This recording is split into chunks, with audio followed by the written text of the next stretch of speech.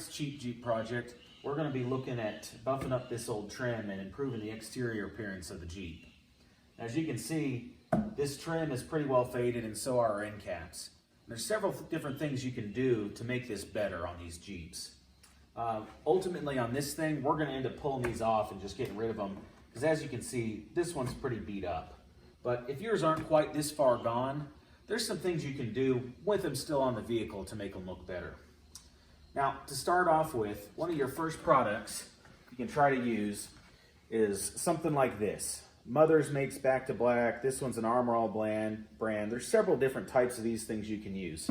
Now, I just put a little bit on this paper towel, and I applied about 2 really thick coats right here. And as you can see, it made a pretty big difference. Now, that's better, but these are awfully faded, so that didn't turn out so great. Now, overall, your best choice is going to be a trim paint, and you go through and repaint these things. This will last the longest and look the best, but after a few years, it'll start flaking off and you'll have to repaint it. But again, this will last longer than any of your other options. The downside to these is that we have to come in here and mask this all off nicely and avoid getting paint onto our body, which we don't want to do. So there's a fair bit of effort involved with something like this. Now, the other thing that we can do that's pretty quick and easy, but gives pretty short-term results, is a heat gun. Now, the heat gun on these will kind of remelt the surface, bring it back a little bit, but after about 6 months or something, we'll actually leave it looking worse as it kind of refades, and you have to go reapply your heat. So that's what the trim restorer looks like. Let's check out some heat gun.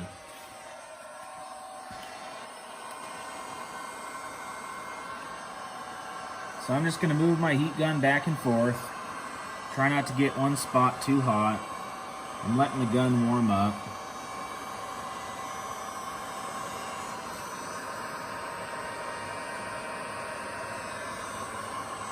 There we go. Now I'm starting to get it.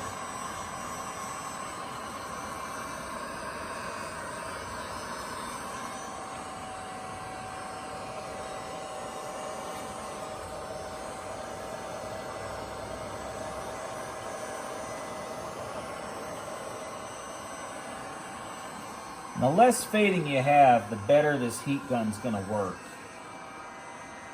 As you can see, even at the top where it's the worst, I'm just not quite able to get really good penetration with the heat.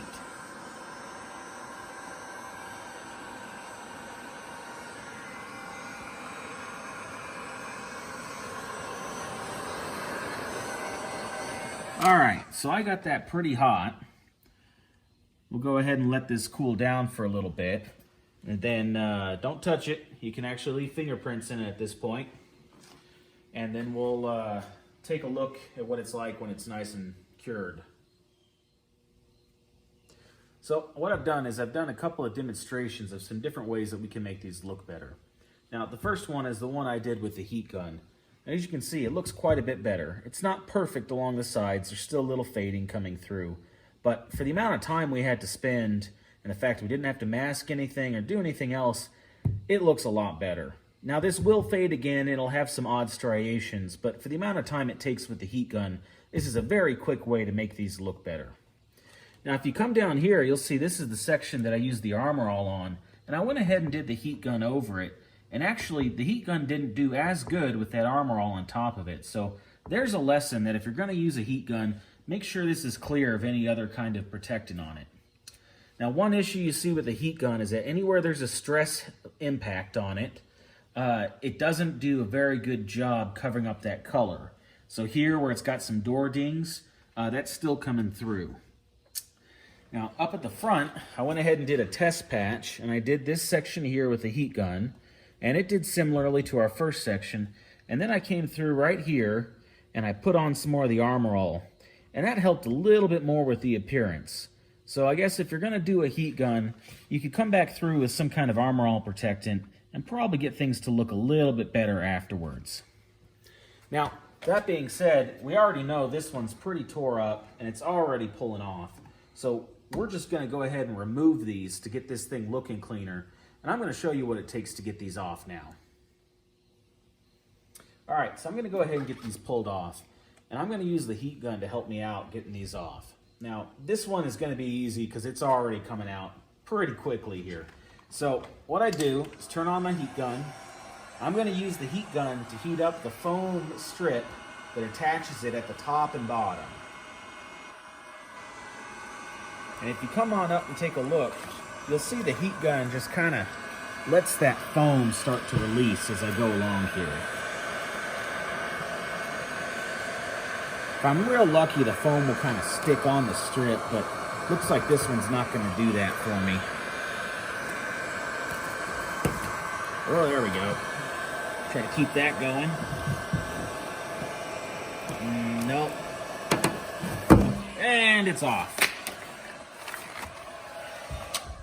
Now, that was easy because this one was pretty much mostly already let go. But we'll get this cleaned up, and I'm going to show you next what we're going to do to get rid of this foam that's still left stuck on the door. All right, I'm going to get this cleaned up.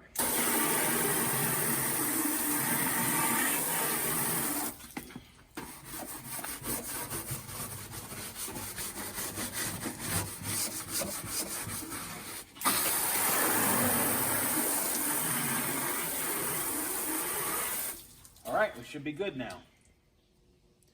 Okay, so we just washed it off, we got rid of the dirt. I need to get that dirt off of there because otherwise it's gonna act like a grit and it's gonna braid the paint. So make sure you got this good and clean before you do it. Now, the tool I'm gonna use now is an eraser wheel. This is pretty much what it sounds like. It's like a pencil eraser as a wheel on my drill. And this is a great tool for removing decals, glue, a whole bunch of different things like that that you wanna get off a paint without damaging it. So I'm gonna show you what it takes to do this. Well, that's not good. All right, I'm turning it the right direction this time.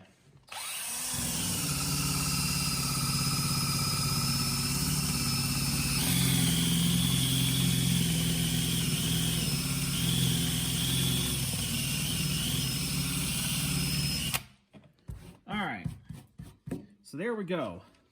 One short little approximately 3-inch section, and all this glue came off real nice. So I'm going to need to do that to this whole thing and everywhere I pull it off. All right, well, I've got the old foam glue off there, and as you can see, it comes off pretty well. A couple little imperfections left over in the paint, some kind of scratch there. Don't know that we'll get that off, but overall the eraser wheel worked pretty well, and we were able to get this off without too much trouble and pretty quickly. Now, it did take a little bit of time, and we did this on this one piece. And now there's more to do. So we're going to go ahead and get going on these other ones and get them pulled off.